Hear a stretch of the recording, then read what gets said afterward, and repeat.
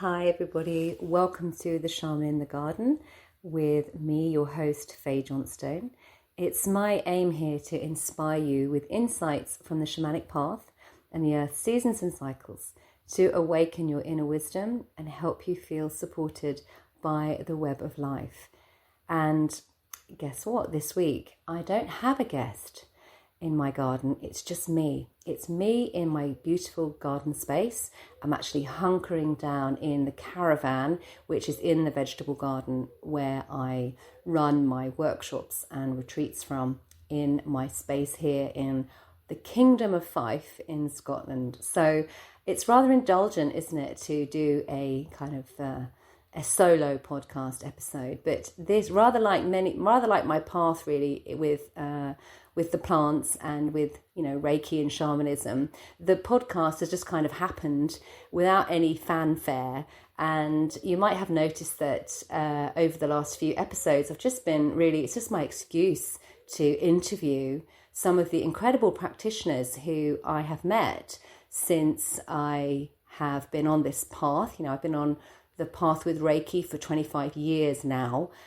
which is actually half my life. So maybe we'll get into that. So that's how the podcast has evolved. And I thought, maybe it's pretty timely to introduce myself if you're not really that familiar with the work that I do. So some of you might know me as the author of Plant Spirit Reiki, Plants That Speak, Souls That Sing, and Shamanic Reiki Drumming. And yes, there is another book on its way at some stage, but I've kind of given up giving myself these timelines. Others might know me as a Reiki teacher or a teacher of drumming and shamanism, creative shamanism. And others might know me, yes, for the Shaman in the Garden podcast and many other kind of retreats and workshops along the way, which are, again, totally inspired really by the plants. So I'll just dive in really. I'm not going to give you the potted history of me because this has been, done before. You can read the bio on my website, I don't think you need to know really where it all began, but certainly, like I was saying, that my journey, I feel like I've fallen into it by saying yes, by being flexible and fluid and just going, oh, okay, I'll give that a go. I feel really fortunate in that way, in that the right teachers have kind of come to me at the right time. And it definitely all started for me. I was 20 years old in Ecuador, and, a friend of mine, I said, hey, what are you doing this evening? And he said, oh, I'm going to see my shaman. I'm going to have a ceremony. And I just said, oh, that sounds cool. Can I come? And, that for me was an opening. And since then, certainly, there have been many openings. Reiki, obviously, a very obvious opening for me. Again, that was a friend saying, hey, I've heard about this thing called energy healing. And it's sounds quite cool. Do you want to come for the weekend? And again, I'm like, yeah, that sounds cool. Let's do it. So, I'm very fortunate in that the universe sends me very clear nudges at times to get me off the sofa, basically, to get me off the couch and doing projects, because I feel like a bit of a lazy practitioner at times. I do like to hide. I can get quite timid and lacking in confidence. And again, you might not have that impression from the work that I do, but yeah, certainly I like to sit and be in my own company and reflect. And I enjoy quiet space. I need my space. So if I can get stuck in that space too long, I get that nudge from the universe. And I would definitely say that I've been in Scotland now for the last 10 years, which is a huge thing to kind of go, oh my God, I've been here for the last 10 years. Some of you might know me from my days in Nova Scotia when we ran the flower farm, which was an incredibly beautiful, humbling, hard existence and experience. But again, that immersion with the plants really has informed me, embraced me, and has, ignited this relationship, this sacred relationship that we're in with the natural world, which, I realize, we can't ever be without it. It's something that we live and breathe. And that will, be evident in the work that I show to the world. And the things that I end up doing, where we live here, we have a really big garden, actually, which takes so much time to kind of be in relationship with. I don't even like to sort of work in it, because it doesn't feel right to say that we're working in the garden. It's because that's a very that's the attitude which in a way has got us humans into this mess in the first place, isn't it? This dominance over nature, the need to tame it, the need to make the plants, grow in the way that we want to grow them. And so, this dance that we're in with nature is something, in a sense, that I practice every day in my garden space. So I feel incredibly lucky, really blessed that the plants have just embraced me. And I feel that, if you're listening to this and feeling that nudge and going, yeah, I know what you mean. They kind of whisper to you, I love them so much. I love plants. They're fascinating. Or maybe I started really by being so fascinated by, I was foraging, I was growing my own food. I just threw myself into that, learning about herbal medicines.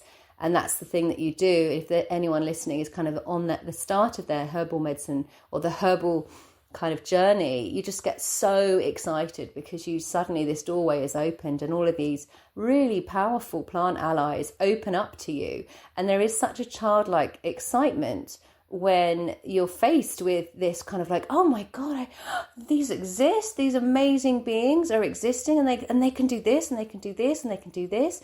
And if I sit with them, they can show me more about who they are and more about who I am.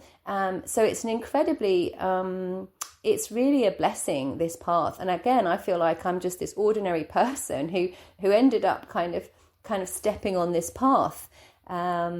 And it has been drawing me along ever since, I started to say yes, ever since I started to kind of, buy that first plant that was kind of looking at me out of the corner of my eye and just go, yeah, okay, why not? So definitely, if I was giving my younger self some advice, I would say, yeah, you've got to keep saying yes, you've got to keep following the nudges. And I know that, in my sort of professional life, shall we say, trying to run a business as what we call it these days, a solopreneur. I don't like that word. Someone who's self-employed and running their own business and trying new things and trying to work it all out. It's particularly in the online world where, somebody my age, I just feel like a dinosaur. I've just got no idea. And also somebody in my line of work, I want to be spending my time outside with the plants, in the green stuff, with my feet and my hands in the dirt. I don't want to be sitting in a kind of quite, clean environment that is not natural lighting, just so I can see the screen on my computer or my phone. It's really challenging. And I know that in the last 10 years since I've been, if you like, for want of a better word, trying to get this kind of online business side of things and my business, going and earning some money and earning a living through this work, I know that I've definitely fallen into that trap of kind of thinking that I should do certain things. So making certain choices because I thought, oh, I should do that. Oh, everybody seems to be doing this. I need to do that too. That's been something that I've had to learn, because actually, most of the things, as I've been saying in my life, I've sort of fallen into them because they've been an energetic match for me, not because I've pushed and pushed and pushed and pushed. And so actually, yeah, if I was to talk to my younger self, even just a 10-year-old, 10 years ago, coming to Scotland, I'd remind myself, you don't need to try too hard. You don't need to push things. If something is seeming too hard, too difficult, and it's all push, push, push, that is the wrong energy. It's the wrong vibration. You just need to let it go and kind of use it to pivot. So that is definitely something that anyone listening who's really sort of, if you like, when you're trying something, you think, no, this has to happen this way. I really want this. This is my vision. I'm trying. And if something is just seeming like too hard, then often I feel, for me, it's actually, often been actually the wrong move, or the move that is certainly not the pathway of least resistance. The pathway of most resistance is generally kind of always hard and heavy and kind of full of knocks. So maybe it's my phase of life now. I've just had a really big birthday. I'm now moving into a stage where I'm like, you know what? If it's too difficult, I'd just rather let that go. And I think the plants really want us to do that too. I think plants are showing us that. Well, you know, when we hang out with the plants, you've heard me say this 100 times before. We infuse with the plants. This is what Rocio Alacon, my lovely teacher who I was in the Amazon with, she always talks about. We're infusing with the plants. We are, so it's like we're really, our energies are merging. And it's all frequency, you know that. You know you're not your body. You're so much more than that. You're this magical, amazing, cosmic ball of energy that is, we're connected. We're all connected. So that when we really intentionally spend time with beautiful plants, and I'm not talking about we always have to go to the Amazon or the forest or we can actually hang out with these plants which are maybe in our offices, in our homes, the tiny little weed that's growing out of the crack on the street. We can find these things which are green and growing because they are all around us, even though when we live in cities, it's more challenging. But when we hang out with intention, when we remember, when we kind of open those cells in the body and say, yes, this is the doorway to life. These green beings are present, they're breathing, they're rooted, they're connected, they are actually like 100% plugged in, meaning they are 100% plugged into the frequency, to the source of their kind of health, their well-being. They are aligned with their truth. And when we hang out with those plants that are like that, we also get more familiar with who we really are. It does take a bit of time, but then I always say to myself, if the ego is in charge, ego push, ego want, now, me. Soul time is timeless. Soul time knows and trusts that it gets there when it needs to get there, when everything is divine timing. So from a time perspective, it's all okay. We're in soul time. It's rather a bit, what I'm going to say about this, I'm going to give you an analogy here, hanging out with the plants and infusing and being in alignment. It's a bit like when I'm a really bad tennis player. In fact, I'm quite bad at most sports, to be honest. They're way too energetic for me. But I remember I used to play tennis when I was younger. And when I would play with other players who were generally obviously much better than me, my game would elevate because I was kind of, I was vibing off them. I was kind of in the zone of their frequency. It's magical. But then I'd go back to kind of playing sort of by myself or with other players, shall we say, who weren't as good as me. And my game would instantly kind of fall back into how it kind of was. And I feel like it's a bit like that when we're with the plants. Because they are 100% connected, grounded, clear, knowing, all-wise, amazing beings, we kind of end up leaning more towards that than we would towards the kind of bundle of mess that we might be sometimes when we don't know, when we can't make decisions, when we're not sure, when we doubt ourselves, when we haven't got, confidence in our abilities, when we're kind of trying to make decisions and we're like umming and ahhing and we're doing the plus and the minuses and we're too much in our heads.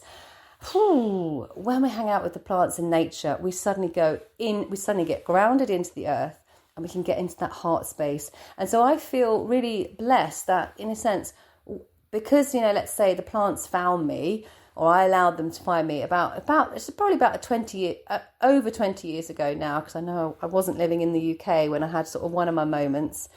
And that was certainly over 20 years ago. And I know that since that moment, there's just been a gradual kind of drip feed, if you like, from the plants and me, of my energy, kind of me, if you like, getting to know really who I am, getting to know what I'm good at, what my gifts might be, and opening much, much more to, who I am, what I've got to offer, and feeling more comfortable in doing that. So for me, there was a very big step when my first book was published. So Plants That Speak, Souls That Sing, which is inspired by my time on the flower farm in Nova Scotia, really having this awakening, shall we say, with all of the plant beings. And, I thought, gosh, I want to show other people, to guide them with practical steps as to how this can happen for them too. That book was published in 2018. And this was a real turning point for me, because up until that point, most people knew that I was a little bit wacky because I did Reiki. And again, most people actually at that time, my friends and family got to know what Reiki was and what energy work was. And I had my kind of very standard explanation of what energy healing was. And I kind of just left it at that. And then they knew that I also taught meditation and I did a bit of drumming, but no one really would, get concerned about what I was doing. It was just put me in this vague box of alternative therapy stuff that I was doing. And obviously I'd been off and I'd run the herb farm and flower farm with my husband. And so, everybody knew I was getting into my plants, and I would always make special lotions and potions for people, and the crazy sort of odd tincture or tea that I would dangle in front of somebody if they were unwell, things like that.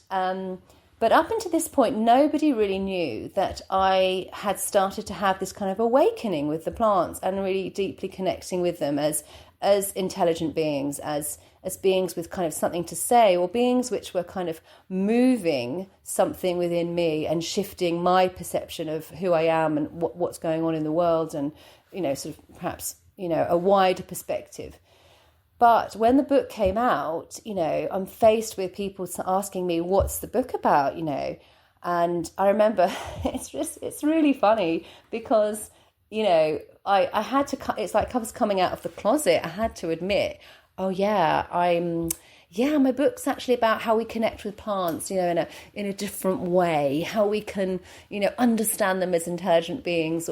And I know it was such a moment for me to actually kind of step into my power and say, actually, this is what I believe, this is what I do. And this is something that's published and it's out there, and I'm sharing it with the world.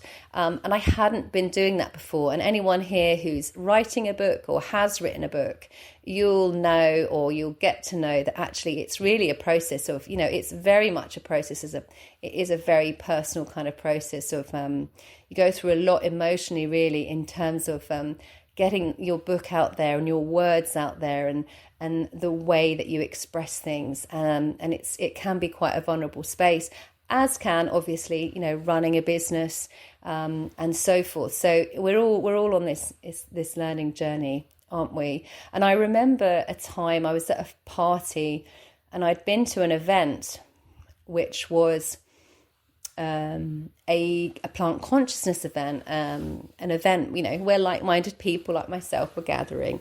And I had this big armband on my arm, and I was actually hanging out with my parents that weekend because they had a big birthday and they were having some friends around. And these were people that had known me, since I was like 4 years, or since I'd been born, really, some of these family friends.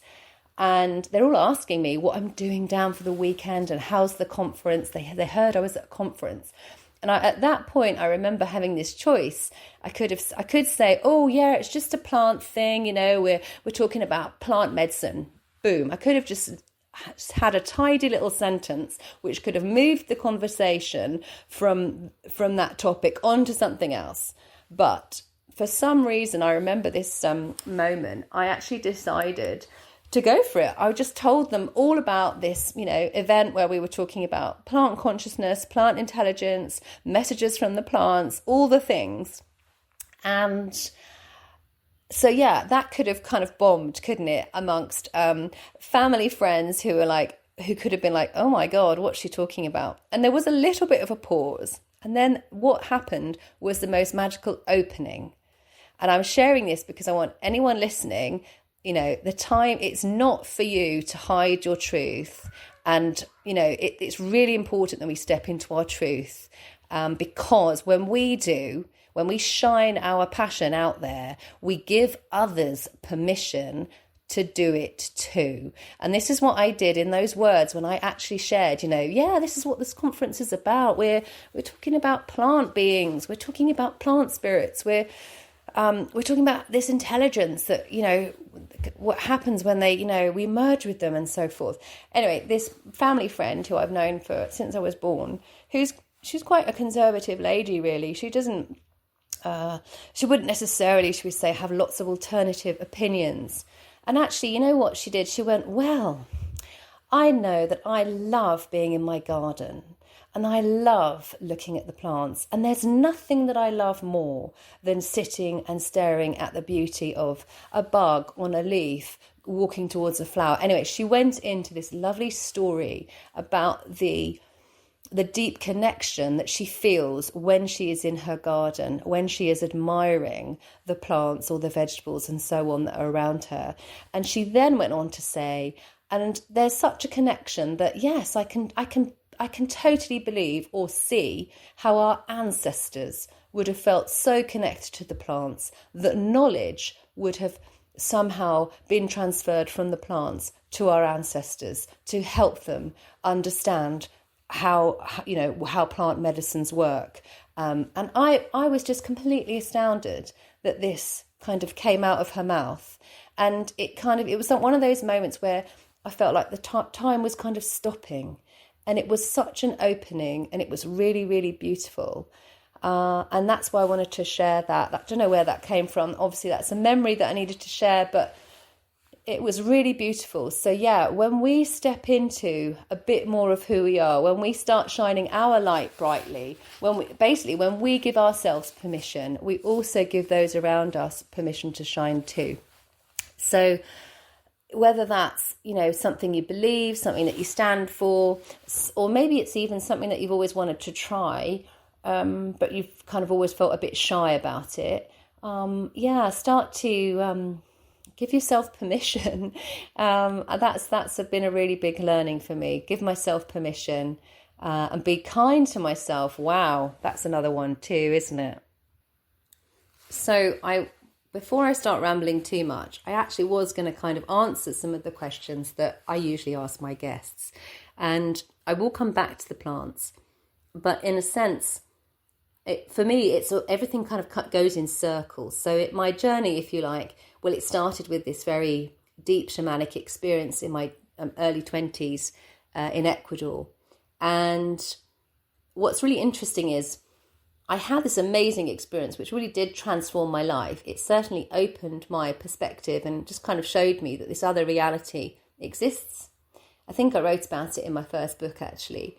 But what happened is, because I was a student at the time and I came back to my life in Sheffield, as a student, there wasn't really a structure for me that fitted into this expanded version of reality that I'd experienced and seen.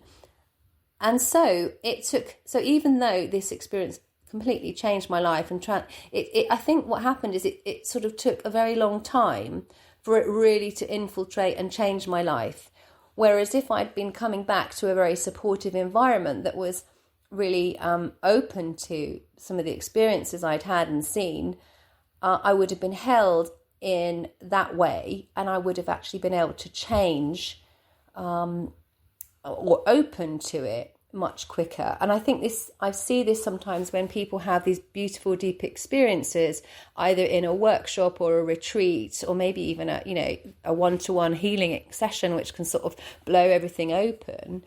What can happen is, if we're not really supported in that, when we go back to our kind of ordinary reality and we're kind of doing the grocery shopping, and we're packing up school lunches and trying to decide what setting to put the laundry on, all the boring mundane stuff. We if we're not held in that sacred space that we've experienced this deep change in, it's much harder for us to actually maintain that transformation. So in that sense, we really have to set ourselves up to awaken to this kind of everyday spirituality. We have to bring in ritual and sacredness to our everyday.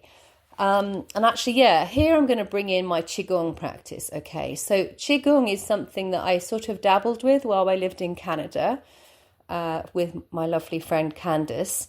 And then I started to do it in a more applied fashion, shall we say, probably just before lockdown. And then, I continued ever since. And now I'm trained, and I do teach in-person Qigong classes. And I love to be in person with Qigong. And in fact, if you come on any retreat with me or workshop, there's usually a section where we do Qigong. And it's really because this practice of kind of cultivating your energy body, which is really what we're doing with Qigong. It's a series of movements and breath work, which are really simple. And there's so many different variations of Qigong. I mean, there's as many variations of Qigong as there is dancing, really. There's no sort of right or wrong way. It's really what your body wants to do. And I just started to get much more into it because I could really feel, it just really made my body feel incredible. Just suddenly I actually could feel like I was an energetic being rather than a body.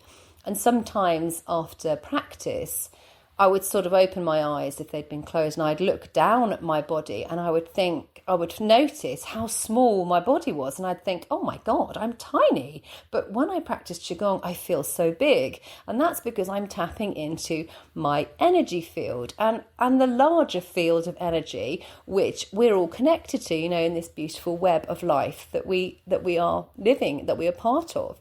And so, for me, small practices or Qigong practices have become part of a way to remind myself that I am connected, that I am supported. And so I was going to give you a really simple practice that you can do that will help you, align with this energy and feel connected too.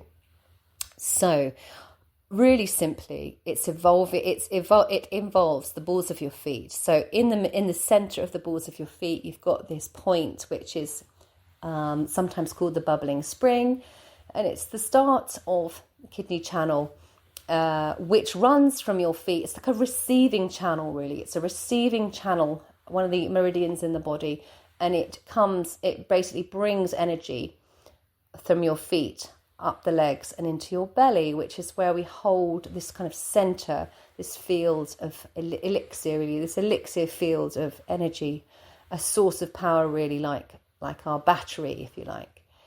And so really simply, all we need to do is to presence this point when we are connected to the earth.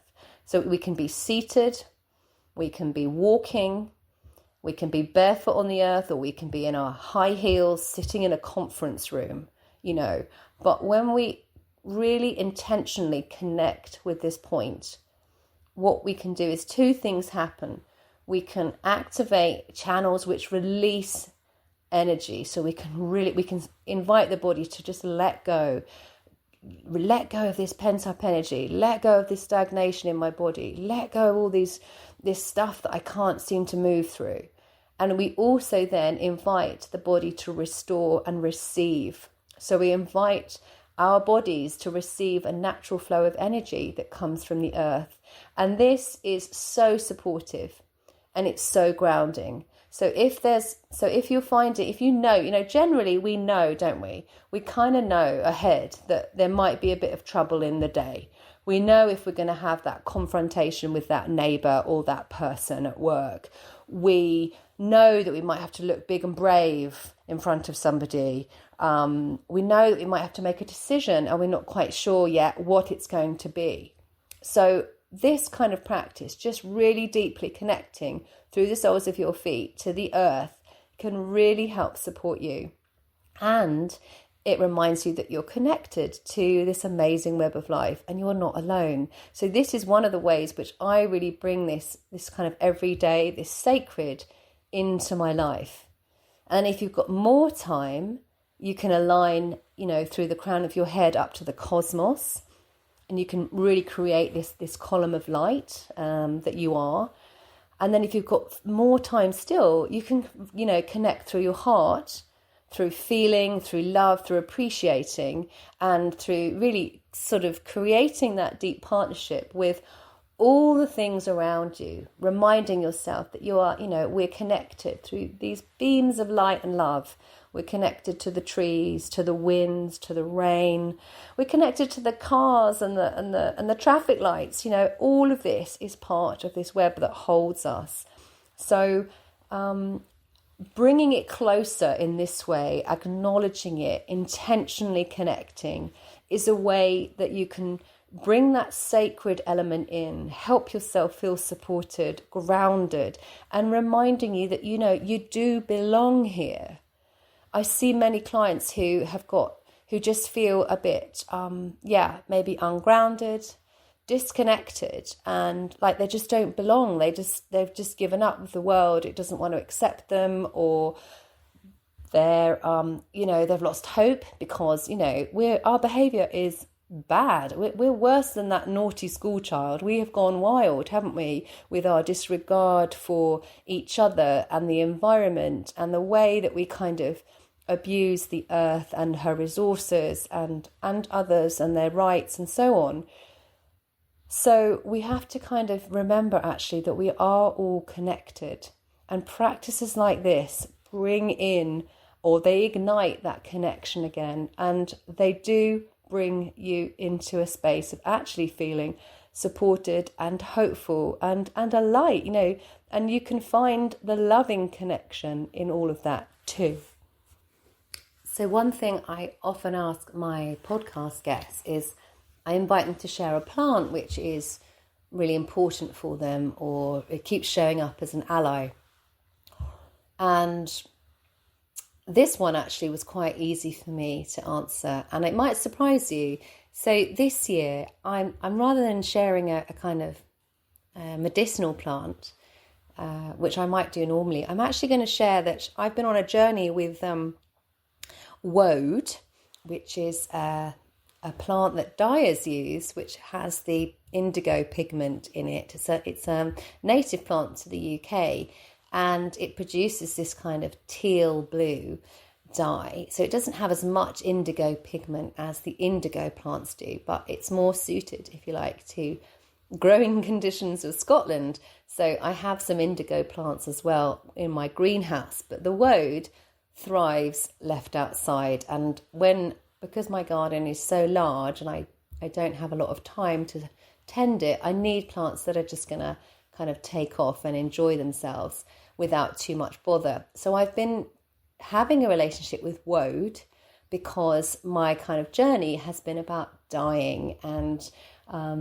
experimenting with what I can dye, and seeing that magical colour change. If anyone listening has ever extracted any dye from dye plants, it is quite magical, because you kind of have your brew, and there's a specific way that you actually extract in the indigo pigment from indigo and woad, and it's a magical journey to see that colour change, and then you don't kind of know how things are going to turn out. So I have been experimenting, and I'm still experimenting, and I think that's part of the journey and the fun with plants, whether it's growing food or making herbal medicines or making kind of body products, or even, flower arranging and making flower essences and things. There's so much we can do with plants that, yes, this year has been a foray into botanical dyeing and connecting with the fibre shed movement, who are here in Scotland too, who are, really kind of bringing back these methods that we used to use, because obviously, what I was going to say, chemical dyes really are ruining the environment, as is a lot of the clothing industry. I don't need to go on about that, but that's in a bad way, shall we say. We've got it all upside down. So I've also been growing flax as well, a very, very tiny patch of flax, which I absolutely love the colour of that blue flax flower. It is so delightful. But I've been growing it obviously because it makes fibre. And I think the amount I've managed to grow will probably make me a tiny bit of string.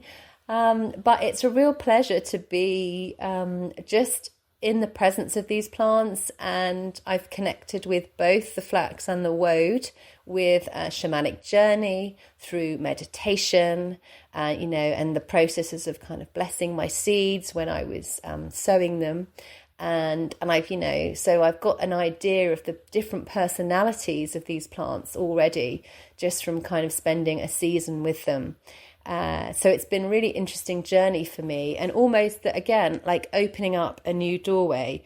Of course, I'm never going to get tired of herbal medicines and, making flower essences. Gosh, I love those so much. And I love really simply picking flowers and just hanging out and with the garden.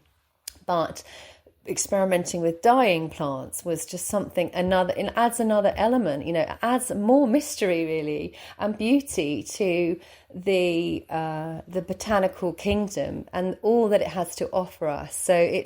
And the area that I live in Scotland was once really, really well known for flax. So the flax plant makes what we know as linen. And also, back in the day, there were sailcloths and rope that were kind of made of hemp and flax. And I just love to see these industries that are being revived, especially because of the pollution that we've got in the oceans, because of plastic rope and fishing tackle and so on. So it's been really fun to be kind of connecting with that tradition, even in my very small scale of my metre square plot of flax. So I'll have to keep you posted on how it all goes. At the moment, I've just harvested it and I have to leave it to dry. And then there's a whole process that to extract the fibre from the stems. And especially even with the woad as well, there's a whole process of extracting the indigo pigment from the leaf, and then you have it's not even kind of there. You have to kind of to get to dye with it, you have to do another process. And you do think again, how on earth did we ever figure this out? How did we ever how come we were so clever when we were back in the day, when we were figuring all these things out? Because these processes they're really beautiful in the sense that, when I was kind of reading about it and learning about it, it was really doing my head in. I was thinking, oh my God, there's so many different processes to doing this and doing that. And God, I thought it would be easy. And so you just think, how on earth did our ancestors figure this out? And I just feel that they just had a deeper connection to the natural world than we do. But the great thing is, there's people like me, there's people about all the practitioners that I'm interviewing over this podcast journey, and we're bringing it back. We're remembering, we're reawakening, we are reconnecting to the source of our health, the source of our well-being, and again, that realignment with who we truly are. Now, I just want to tell you what I'm really excited about at the moment.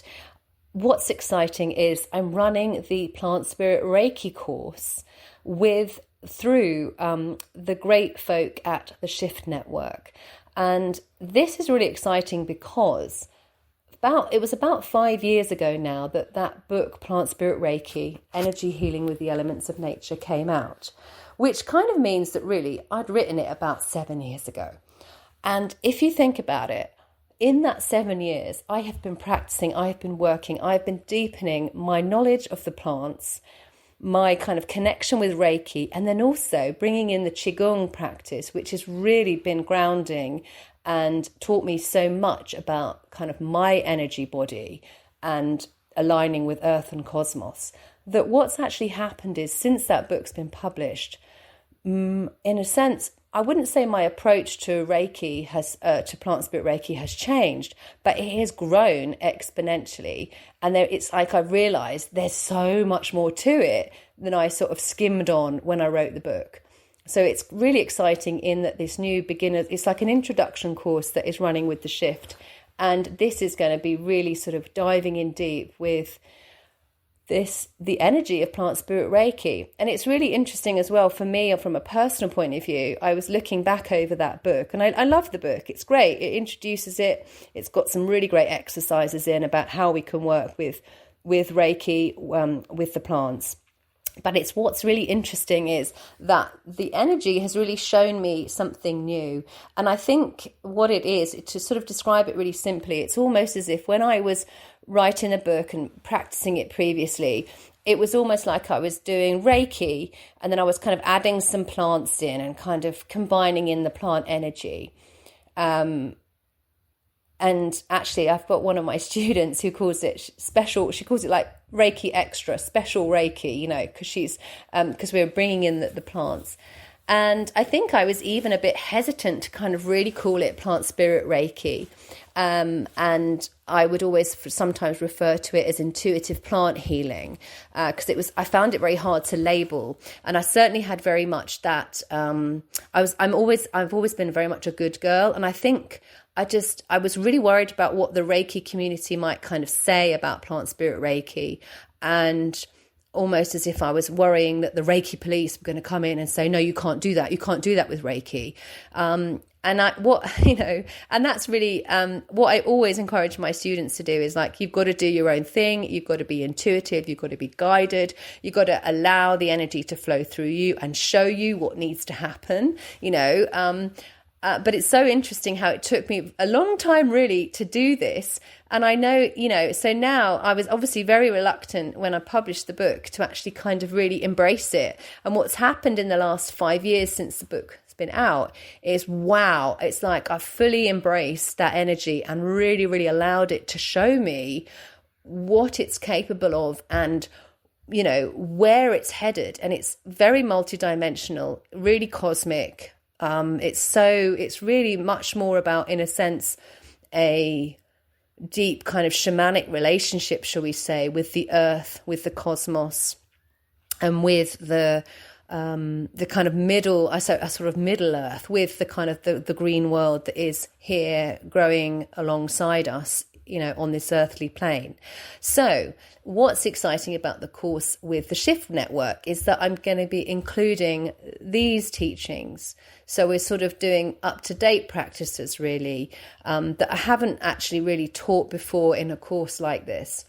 So I'll put some links below. And even if you are listening to this at a later date, I'll try and keep those links updated so that you can kind of go to the recordings and sort of check them out and to see if that's something that is going to excite you, because the energy coming through is just, I'm finding it really all encompassing, really supportive. And it feels like it's going into another dimension.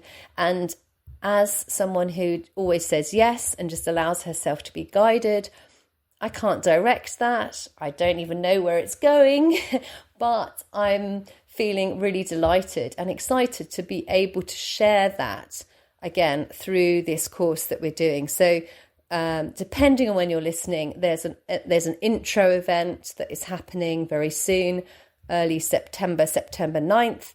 And then the actual live kind of course is going to start September 25th for 7 weeks. At the time of recording. So I'll put some links below. And if you're listening after that, there'll always be the opportunity to kind of get everything on replay and kind of still be part of the Plant Spirit Reiki special gang. And there's always the opportunity as well. Something that I've been running for the last 4 years is my Plant Spirit Summer School. And again, that is this, so the thing for me is lots of people kind of say, well, how can I work with you, etc. So I'm doing the podcast. Let's just see how long that goes. We're kind of doing it. I'm doing it until June 2026 as my opportunity to kind of chat with as many people as I can. I often get asked, do I offer one-to-ones? The thing is, I love working so much in person that I don't really like to work one-to-one online very much. I do offer readings online. That's something I'm very happy to do. And I offer my mentorship programs, which are online. And these are an opportunity to obviously deep dive, connect with kind of life purpose, or feel guided with a kind of purpose that you have kind of moving forwards, with the plants or with energy work or shamanic practice, whatever is your cup of tea, that is kind of, that mentorship program is an opportunity to kind of be accountable and show up for a year and be guided and have your hand held so that you can kind of really open to the path that you're truly, supposed to be living. But yes, going back to my thing, I really like being in person. I have an amazing spot here, which I'm truly blessed by, and I love to share it with people. So for one-to-ones, really, I'd say just come to Scotland, come and be here. I run retreats. We have an amazing yurt space, which you might have seen some pictures on my website, and cozy spot for you to really connect to the truth of who you are. So yeah, the garden will hold you, love you, support you, and obviously any shamanic practices or work with the plants, or just simply being in a space and breathing and creating space for yourself can really be the magical kind of cure or it's really not the cure, but the kind of the button that you needed to press to reset, to kind of come back online. Because it's like so many of us are not quite online, and we're coming online through certain kind of nudges from the universe or experiences, and then we're actually not quite sure of how to navigate this, because kind of like I was saying previously, when I'd had that shamanic experience in Ecuador and I came home, there wasn't a network that could support me. So retreats are really useful for kind of finding space, resting, and kind of helping figure out a plan. And obviously that's what mentorship can be really good for.